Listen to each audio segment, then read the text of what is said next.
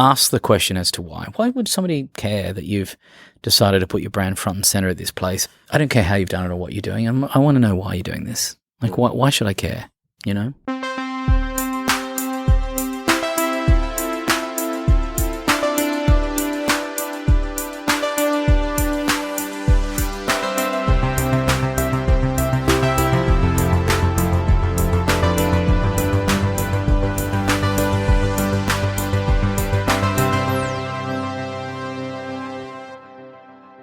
Welcome back to Heja Framtiden, the Swedish podcast on the future. My name is Christian von Essen. I'm recording here today from Rigoletto in Stockholm, Årets marknadschef, Marketing Manager of the Year Awards 2023. I'm sitting here with David Shing, or Shingy as he is more popularly known. Welcome to the show. G'day, mate. Thanks for having me, Christian. You delivered an inspiring keynote here today. If you could boil it down, what would you say that your main message was to these marketing managers here today? Yeah, it's a good question. If I could boil it down to one thing, it would be to sort of understand that the rate of change in technology and tools is accelerating. You need to be abreast of them, but also understand that your job today is not to stay in a lane. It's to be more diverse and have a sort of 360-degree view of what humans care about on planet Earth. Is that a distinct enough one sentence, one answer for you? Or? Yeah, I think so. Because you sort of want to, even though you want us to embrace technology and be aware of all the many tools and experiences out there, you also want us to maybe steer away from them and focus on what's interesting and fun and engaging, because that's what the consumers want, right? Yeah, I think you need to be, to produce content at the speed of culture is incredibly difficult. So why not focus on things that have one element that delivers probably the strongest return that you're looking for, which is for your brand to be talked about, spoken about, pushed around. And that's, the element of surprise. I think that if you could build surprise into your brand, that's amazing. Not just how many times can I sell a widget? You need to have value around it. So the value of surprise is kind of, it's one of the best kept secrets, but we just don't focus on it. And I think part of that is because the digital economy that we've been building around for the last 20 years has been built around on direct response. So the evolution of that hasn't necessarily happened, but it should. And particularly when you think about the power of what social can do. Social's different. You can do paid social, okay, less interesting. But when you do earned social, which is kind of like the new PR, how do you do it in a way that says, what are you doing that feels like your culture of your brand is being reflected in the way that you are earning the respect of people that either follow, love, like, push forward your brand? It feels like everyone deep down knows that you should work more long-term building a brand and an audience and a loyalty. But in reality, everything is becoming more short-term. No, I don't think it is. I think there are two parts to that. One is there's sales overnight and there's brand over time. And if you approach it that way, then yeah, there's a lot that can happen quickly, but that may not sort of immediately give you a return for your brand, but might give you a return for the results of your product. And so if you're able to approach both of them with that insight, then build towards that. So I'm not saying that direct response hasn't got a role or it doesn't have a purpose or quick hits to try and sort of make sure that we're living in the performance world of 50% off, buy one, get one free, sleep on this mattress for 100 days, return it if you can't, blah, blah, blah. That's fine because they're kind of gimmicks of the trade. But what are you doing to really add value over time, and do you deserve to hold the attention for people? And that's where I think both of them can work and they do have a purpose. And when I think about brands that have done a really good job of it, they're not necessarily new brands, they're older brands, That's where the Chanels of this world started out with incredible storytelling around their brand, which makes it kind of like a myth. Coca-Cola has incredible value as a CPG, which is basically sugar and carbonation, but have, back in the day developed a bottle that if you closed your eyes, you could describe it in the dark. There's something very powerful about that, but they're trying to sell Coke, get it, but they're selling me on the brand of what that iconography is. So, there's two extreme examples in a value exchange which understand they can sell overnight and get that. But they're also building these brands that 100 years later you can still recognize. One thing that I've been sort of battling with lately is the view that I think you mentioned it now in your keynote, that brands need to have an opinion on social issues and need to take a stand, while others say that brands should not be involved in politics and identity politics and social issues. Do you think that is changing, that the employees and the customers are demanding some sort of stance? Yeah, so the delicate line is there's typically three audience that a brand stands for. It's the buyer of the brand, it's the people that work for the brand, and then there's going to be some sort of other constituency like a shareholder. So shareholder value is something that gets talked about all the time. So that's kind of trying to drive profit, lowering your customer acquisition cost, et cetera, et cetera. But the truth is, take that aside, and you get back to the two audiences that actually create the brand. You've got two of them. One is the customer, like the real value of the brand ownership, and then you've got the people that actually create it, the employees. So if employees have their own values and it's aligned with your brand, that's utopia. If they don't, you're going to end up with a workforce that doesn't use your brand, and then how can they represent it? So I think you have to have a point of view.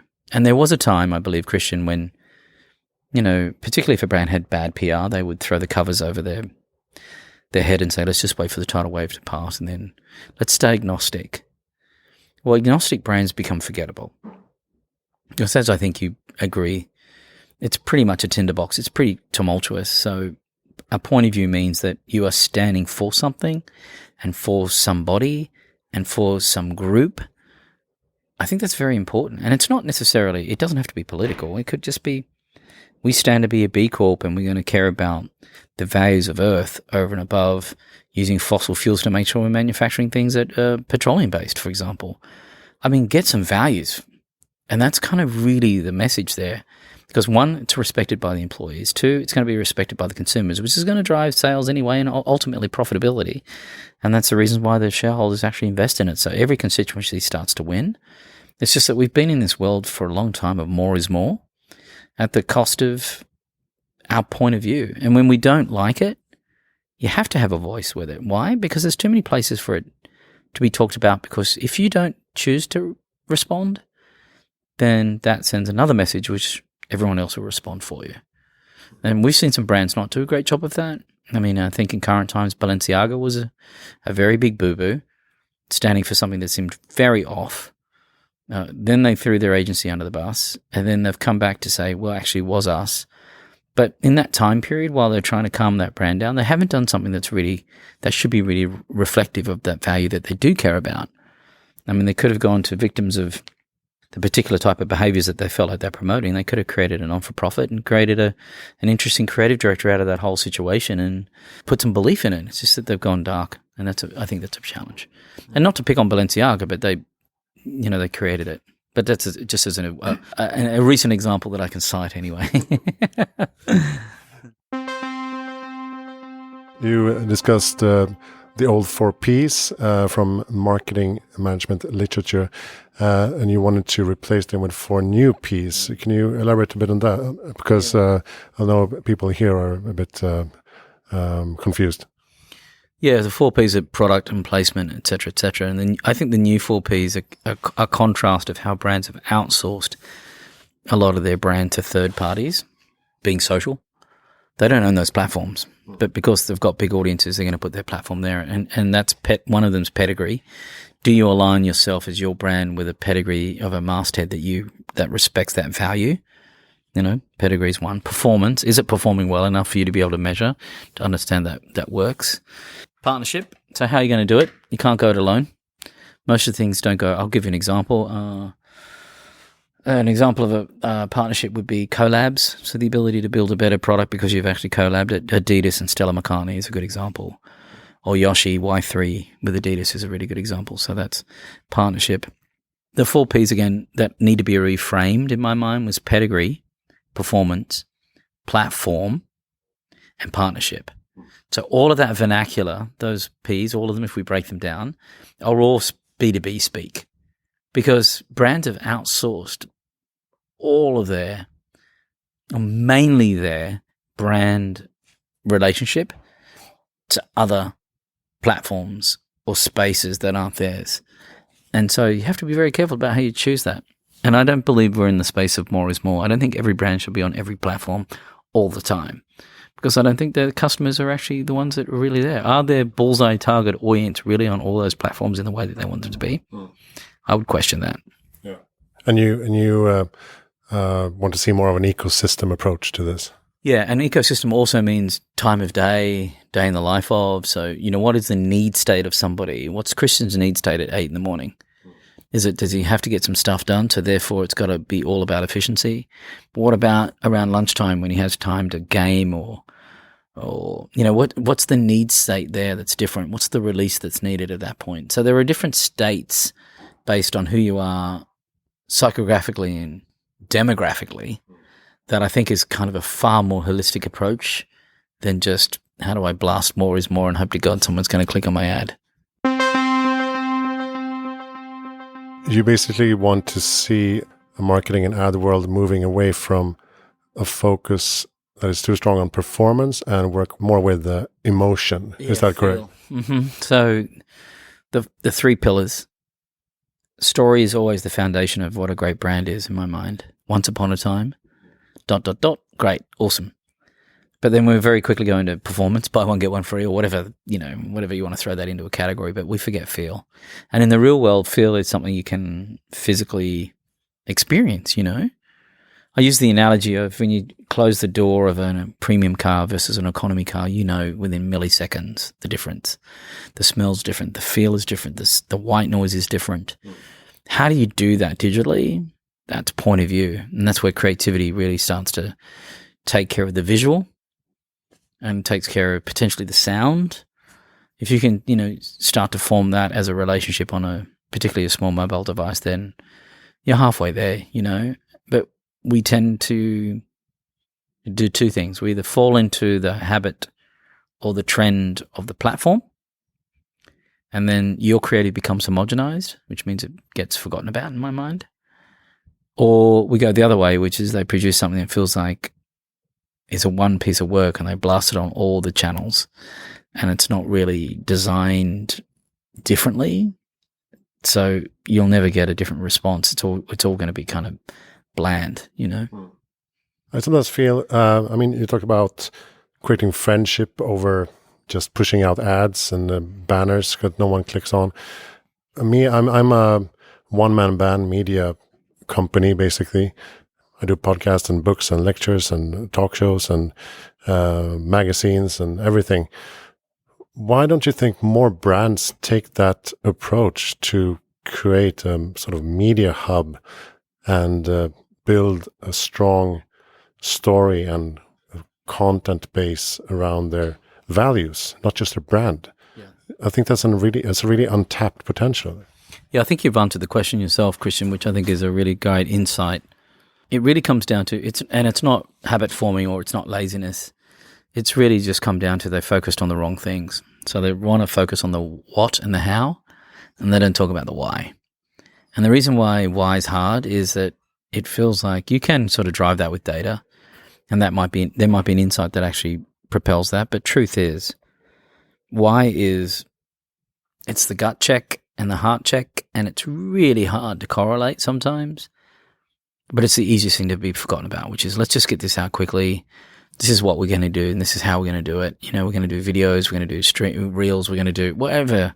Tick the box on we're doing the things that feel like best practices, but it may not be the best practice for that brand. So I come back and say, ask the question as to why. Why would somebody care that you've decided to put your brand front and center at this place? I don't care how you've done it or what you're doing. I want to know why you're doing this. Like, why should I care?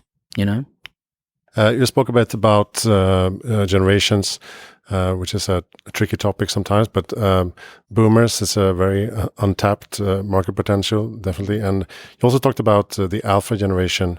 What do you think is different about them, the kids that are growing up now? So, Generation Alpha have always had, we talked about Gen Z and millennials growing up on screens, but these guys actually, they've got a twist, which is not only are they on a screen, they also grew up in a pandemic. And that pandemic also gave them a unique dystopian opportunity of not having any. Well, it's different here in the Nordics. I believe you guys still had school, but rest of world, it was grind to a halt. So there's a whole different mental health issue that they deal with, which is how do they, re-socialize. Gaming is probably a platform where they felt like their community was their community, but it's just different. And in Generation Alpha also have looked at millennials who are aging out, and they see Gen Z making the habits of, say, the millennial generation. So they look at them and say, we're not going to do that. But Alpha are definitely looking at the environment as well, like the totality of the world, and saying, you really haven't left us with much, so we're going to do a do-over. So one, they're spending time in their own self digitally, understanding that it's totally frictionless, but they're also have been forced out of that where they had physical commitments like school, which again here a bit different, and they just operate differently because of that. And there's just going to be a different type of attunement. I hope. Here's the thing that bothers me most about it, is that I'm a big fan of generalists, like go super wide on a subject that you really like, but we've got to have some depth in the flex, which means that you've got to come deeper and understand there's something there that allows you to really be passionate. Now, I talked about nostalgia. You probably heard me say that, which is, and this is what gives me faith about it, right? So as much as we feel like we're digitally connected, but things like analog photography is making a comeback. LPs or record players are making a comeback. Things that felt like they were outdated, books are making a comeback. Bedtime reading during the pandemic was up like 1,000%.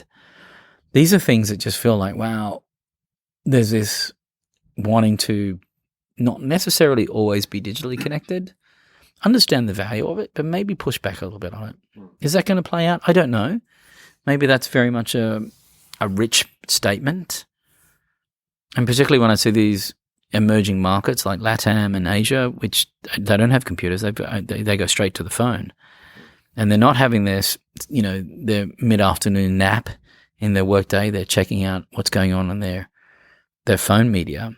Maybe that's going to be contrarian, but the truth is, I hope there's some more slow moments in there, but time will tell. But nostalgia is an interesting quote unquote, because, when I survey parents today that have this generation of kids that are a bit older, that, they either have done these experiences that are off screen and they're connected, or they can barely have their kids watch a film.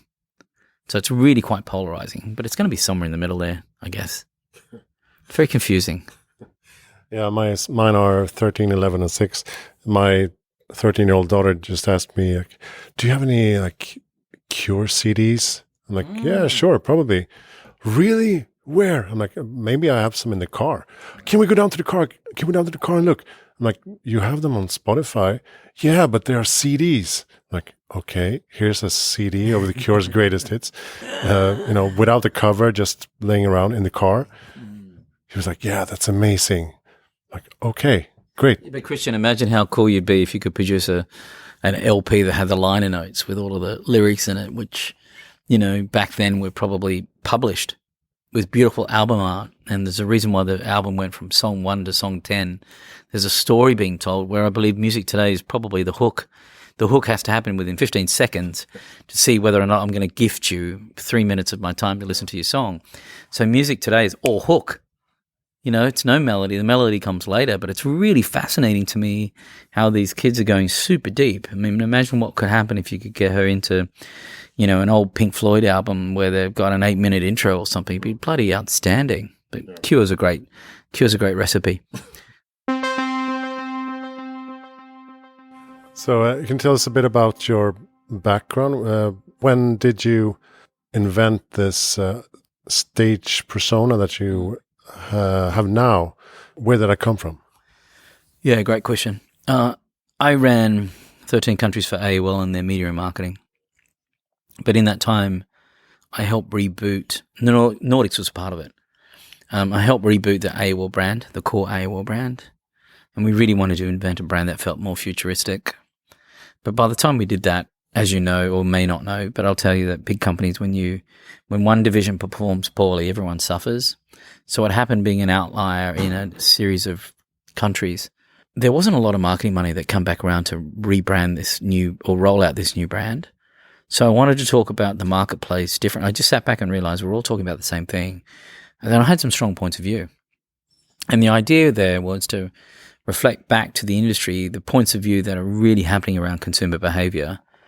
And as a brand that was a legacy brand, an older brand that has been updated, it would be refreshed in this new point of view. So people would say, this person has some very strong points of view around what's going on in the digital economy, and he works for an older brand like AOL. There's got to be something interesting going on there. So that it was kind of by accident, to be honest. I just really needed to talk to the B2B community about what the changes were and how we as a brand were trying to reflect that. So, for example, as people were moving away from this portal strategy or big website, singular website strategy, which is bizarre because we're back at singular website. We all play around the meta programs, or we're in TikTok, so it's all very small constituencies on Twitter, for example. But there's back to platforms. But back when we were a platform, we went for niche communities. So we would have a music site called Spinner, or we'd have a site primarily targeted to African Americans called Black Voices, or we had a women's site called Stylist. So we were going for really niche subjects, which, by the way, is called TikTok today. But what I wanted to do was reflect our points of view and how that was reflected in consumer behavior, and we would get what we deserve out of, one, the relationship, B2B, but also the relationship with the consumer. So it was really just a strategy to sort of stick out. I had no marketing budget, is really what I'm telling you. I had very little marketing budget to market this new brand, either to the consumer or the business community. I needed to think about it differently. So that's when you started crafting your own kind of opinions about this industry. Yeah, and those opinions didn't come with a persona. They were my opinions. And, I've always, if anybody who'd worked with me or for me in the past would probably say, yeah, I'm very much like that. And that's how the teams were operated. So it was really just voicing what was actually happening inside the organization. And there really isn't a persona. It's just who I am. But somebody wanted to call me an evangelist at some point, my boss. And I didn't want to be called an evangelist because Yahoo had them and Google had them, Microsoft had them. And I said, well, what about a prophet? That sounds like fun. And that was really what I wanted to do, was just add some creativity and some fun into this industry that got pretty serious pretty fast. Because, if you may not know this, but the industry was really starting to head towards this programmatic environment where the machines were going to take. This is 10 years ago, man. We talk about machines now, whatever, dude. 10 years ago, it was all happening with programmatic. I really just needed to make sure creativity was still alive, but also that fun was at the heart of it. So either people are here for the ride and think it's great, or some think it's a joke. And look, mate, it was really just designed to say that we have a point of view that's different. I'm going to give you something that's distinct. Yeah, so take back the creativity and the fun and the surprise elements in marketing, really. Indeed, totally. That you totally get it. So I appreciate that. Thank you. I usually ask my guests, what is your best tip for making the world a better place in the future? Great question. What would I say to that? I don't know if it's make the world a better place. Firstly, I think if you are conscious about where the world is in its state, just be gentle to it and be gentle to yourself, because, currently the world feels like a tinderbox. So let's more gentleness, please. That's one thing that'll make it a better place. Personally, if I'm speaking to you as an individual, the one thing that I would say, and knowing you just for a moment about your path, then I would encourage you just to go where you're celebrated. And that's also incredibly important, because we're also in a world where, because you do have to have an opinion, you may not always like the reflection of that, and you have an opportunity not to have to listen to that, to just go where you're celebrated. It was a piece of advice given to me from a very dear friend who just gave me some clarity at a point that I really needed to hear it. Okay, so not like get stuck in a bubble, but surround yourself with people that give you energy. Big time. Because I would much more, I would definitely prefer more positive than negative of that energy. You stay in a negative energy, or you have too much of that negative energy, and it's very easy to find. You open up any newspaper day, it's misery and sports, both of which I don't participate in. it can mess with you. And I think we have enough mental conditions today, environmentally, physically, spiritually, for us to feel not great about things. So yeah, I'm here for that all day, every day. But don't be in a bubble, good God, no. But also just, if you personally, you can choose to just enjoy to celebrate the things that are positive. Very good. Do you have a good reading tip or a podcast tip? No. Who do you think I should? Actually, I do. I have a book that I think is a great book. There's two. There's one by Greg Hoffman, who used to be the CMO at Nike, has a book called Emotion by Design. Phenomenal. And there's a book by Barry Waxman and someone else, XRGA, which is Connected by Design.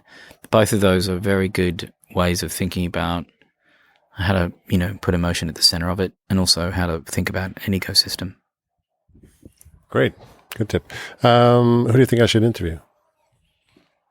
I think you should probably interview Beyonce. She's here, so why don't you go and harass her backstage tonight?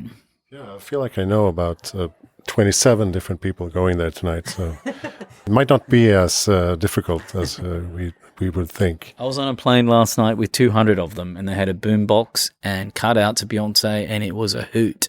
It was like I was actually on a reunion bus with a bunch of kids from America coming to see Beyonce here in Stockholm, and I think it's going to be a hoot, man. It's going to be a great cultural moment. Definitely. Thank you so much, David Shingy, for joining Heja Framtiden. An absolute pleasure. Thanks, Christian. Heja Framtiden is recording here from Rigoletto in Stockholm, Marketing Manager of the Year, Årets Marknadschef 2023. My name is Christian von Essen. Thank you so much for listening. Check out hejaframtiden.se for more information about my projects.